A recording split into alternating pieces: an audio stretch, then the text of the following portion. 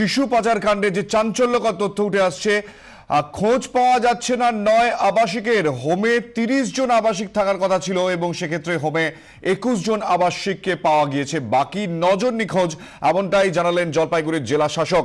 আমাদের প্রতিনিধি বিক্রম দাস আমাদের সঙ্গে রয়েছেন এই মুহূর্তে টেলিফোনে। বিক্রম, কিছুক্ষণ আগেই তোমার সঙ্গে যেমনটা কথা হয়েছিল যে কুমারী মাদের দেখানো হতো এবং সেই হোমে থাকা যে আবাসিক, সেই আবাসিকই তারা, এবং তাদের মধ্যে ৯ জনের খোঁজ নেই। কি জানা যাচ্ছে এই বিষয়ে বিস্তারিত?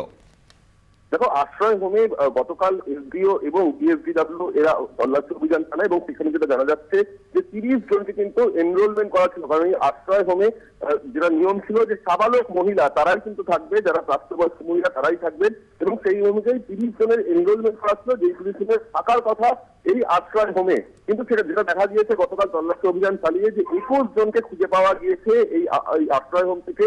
বাকি যে ৯ মহিলা, সেই ৯ মহিলার কিন্তু এখনো পর্যন্ত খোঁজ পাওয়া যায়নি এমনটাই জানা যাচ্ছে। জেলা শাসক নিজে সে কথা জানিয়েছেন এবং তার একই সঙ্গে সেই দিয়ে কিন্তু তদন্ত শুরু করেছে জেলা প্রশাসন এবং সিআইডি। এই ৯ জন মহিলা কোথায় গেল, তাদের কোথায় পাচার করা হয়েছে, সেই নিয়ে কিন্তু কোনো তথ্য এখনো পর্যন্ত হাতে আসেনি।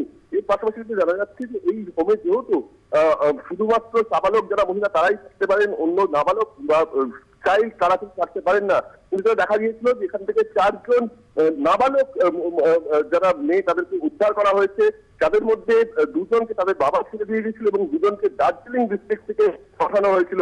সেক্ষেত্রে যেই দার্জিলিং ডিস্ট্রিক্ট থেকে ২ জনকে পাঠানো হয়েছিল নাবালক মেয়ে, তাদেরকে কি সঠিকভাবে অর্থাৎ সঠিক প্রক্রিয়া মেনে নিয়ে আসা হয়েছিল না, সেটা একদিকে যেরকম তদন্ত সাপেক্ষ, অপরদিকে কেন নাবালক মেয়ে এই হোমের মধ্যে রাখা হচ্ছিল সেটাও কিন্তু প্রশ্নের বিষয়। এবং একই সঙ্গে যেটা আমরা জানতে পেরেছি যে যেই ২ জন অন্তঃসত্ত্বা মহিলাকে এখান থেকে উদ্ধার করা হয়েছে তারা কিন্তু কুমারী মা, এবং তাদের বাচ্চাকে বিক্রি করে দেওয়ার জন্য আগে থেকে এই ২ জন নিঃসন্তান দম্পতি, বিদেশি দম্পতি, তাদের কাছ থেকে টাকা পর্যন্ত অ্যাডভান্স দেওয়া হয়েছে। বিক্রম, ধন্যবাদ।